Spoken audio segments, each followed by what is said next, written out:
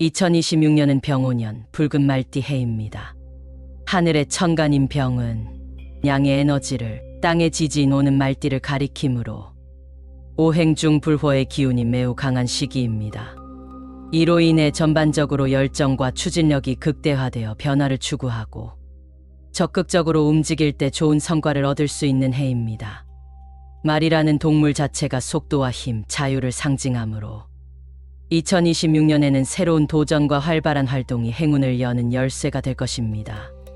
다만 조심해야 할 점은 불의 기운이 지나치게 왕성하면 성급함과 갈등, 충돌이 일어날 수 있으므로 주의해야 합니다. 한편 2026년은 삼재 중 두 번째 해인 눌삼재에 해당하여 토끼띠, 양띠, 돼지띠가 특히 어려움을 겪을 수 있는 시기입니다. 눌삼재는 삼재 기간 중에서도 가장 고난과 장애가 많이 나타나는 단계로서 이들 띠는 계획이나 목표가 예상대로 풀리지 않을 수 있으니 각별한 신중함이 요구됩니다. 따라서 해당 띠생들은 재정관리와 건강, 대인관계에서 무리하지 말고 안정적인 선택과 대비에 중점을 두는 것이 중요합니다. 반대로 호랑이띠, 개띠, 말띠는 올해의 기운과 삼합관계를 이루는 대박띠에 속하므로 긍정적이고 적극적인 자세로 새로운 기회를 잡으면 큰 성과를 얻을 수 있습니다. 동양 명리학적으로 보면 말띠 해에는 몇몇 띠가 특별히 태세와 충돌하는 영향도 있습니다. 쥐띠는 말띠와 정충을 이루는 좌우충 관계로 12띠 중 운세 변화가 가장 크다고 전해지며 소띠는 말띠와 원진에 해당하여 겉으로 드러나지 않는 피해나 배신을 조심해야 합니다. 토끼띠는 말띠의 파에 해당돼 인간관계의 균열을 경계해야 하고 말띠 자신도 자신의 해년을 맞아 형작용으로 인한 내부 갈등과 변화가 불가피한 한 해입니다. 이처럼 각 띠마다 고유한 운세 흐름이 있으니 천간지지의 원리와 오행의 상생상극 관계를 참고하여 월별로 신중하게 대비하는 것이 좋겠습니다. 아래에서는 12띠별로 2026년 전반기, 하반기 운세와 조심해야 할 점을 상세히 살펴보겠습니다. 남녀 구분 없이 모든 해당 띠에 공통으로 적용되는 내용입니다. 다음은 용띠분들 전반기 운세와 조언. 용띠에게 병오년의 화에너지는 토 기운을 북돋워주는 화생토의 상생관계로 작용하여 2026년은 권위와 명예가 크게 상승하는 해가 될 전망입니다. 특히 전반기 1월 5월에는 사회적으로 지위 향상의 기회가 많아 직장에서 승진하거나 대외적으로 표창 인정을 받는 등 명예로운 일이 이어질 수 있습니다. 실제로 3월과 5월에는 성과에 대한 포상이나 높은 평가를 받을 가능성이 있고 6월경에는 조직에서 리더십을 발휘할 만한 중요한 자리에 오를 수 있습니다. 이러한 흐름 속에서 용띠 특유의 품격과 카리스마가 더욱 돋보이며 주변으로부터 존경과 신뢰를 얻기 쉬운 운세입니다.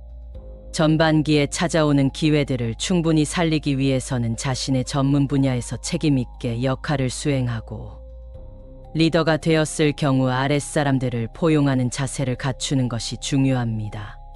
하늘을 나는 용의 해답은 높이 오르더라도 균형과 겸양을 잃지 않는 데 있으므로 상승 기류 속에서도 겸손하게 공을 남과 나누며 입지를 다진다면 이후 운세에도 탄탄한 기반이 될 것입니다. 전반기 조심할 점.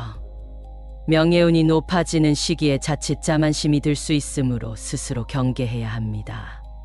권위가 올라갈수록 주변에는 시기하는 눈도 있을 수 있어 직장에서 공정함을 유지하고 아랫사람에게 과도한 엄격함을 강요하지 않도록 하는 것이 바람직합니다. 또한 새로운 책임을 맡게 되면서 업무량이 늘어나니 과로 및 스트레스 관리에 신경 써야 합니다. 위장 등 소화기 건강이 약화될 수 있다는 신호가 있으므로 긴장되는 일이 많아도 식사를 거르지 말고 규칙적인 생활을 유지해야 합니다. 금전적으로는 명예와 함께 재물도 따라오는 운세이지만 상반기에는 씀씀이가 커지기 쉬우니 예산을 세워 지출 관리를 철저히 하는 것이 좋습니다. 더불어 승진 등으로 영향력이 커지면 친지나 지인들의 부탁이 늘어날 수 있는데 법적으로 문제가 될 만한 청탁이나 보증 등은 공과 사를 구분하여 거절할 줄 알아야 함을 명심해야 합니다. 후반기 운세와 조언. 하반기 6월 12월에 들어서면 용띠는 물질적 풍요와 정신적 만족을 동시에 얻게 되는 안정기에 접어듭니다.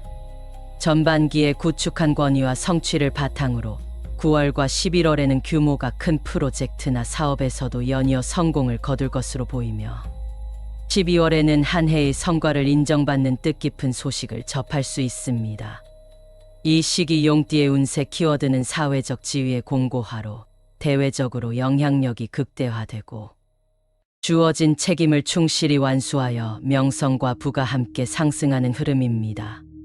하반기에는 이러한 성취를 주위와 나누는 태도가 더욱 큰 행운을 불러오는데 자신이 이룬 성과를 팀원이나 가족과 기쁘게 공유하며 베풀면 인망이 두터워지고 향후 더 큰 지원을 받게 됩니다.